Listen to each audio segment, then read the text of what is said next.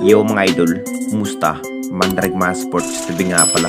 Ating pag-usapan, Barangay Nibra, Torre Rosario, confirm sa kupunan ng Barangay Nibra at Alim Durham. Nagulat, may sinabi. Pero bago na nga yan, kung bago pa lang sa ating channel, huwag mong kalimutan mag-subscribe at i-click ang notification bell para like kang updated sa tinitest upload pa natin. So nakakatapos lang ng laban ng ating Barangay Nibra at Meralco Game 2 quarterfinals mga idol. Talagang intense pa rin ang nagiging laban ng ating Barangay Nibra at Meralco sa Game 2. May dalawang tuwi na rin ang kupunan ng Barangay Nibra. Kumpiyansa pa rin itong si Coach Tim mga idol na malalampasan nga ang kupunan ng Meralco sa laban. Hindi pa rin magiging madali ang papupursige ng ating Barangay Nibra, particular kay Justin Brownlee. Nakapagtala na nga ito ng triple-double sa field ng 39 big points. Nacha-challenge pa rin ang kupunan ng Barangay Nibra dito na parang semifinals nga ang nagiging bakbakan. At kahingal kabayo pa rin itong si Jody Vance mga idol sa naging laban. Si Justin Brownlee at RJ Abarrientos at Scotty Thompson ang nagiging scoring machine ng ating Barangay Nibra. Alam naman nating lahat, baka matutuloy ng araw ang nasabing big man ng Barangay Nibra na si Torre Rosario mga idol.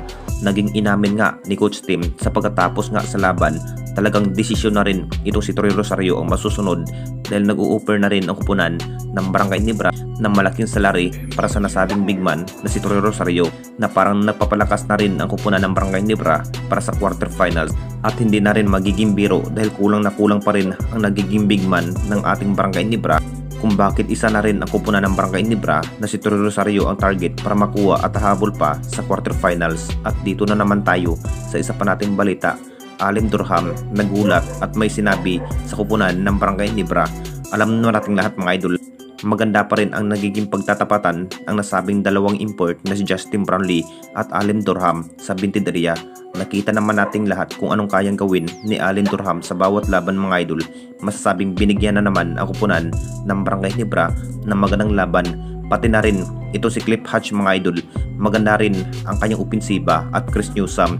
Pero sa naging husay at pagiging 3-pointer, ito si RJ Abarrientos at si Justin Brownlee.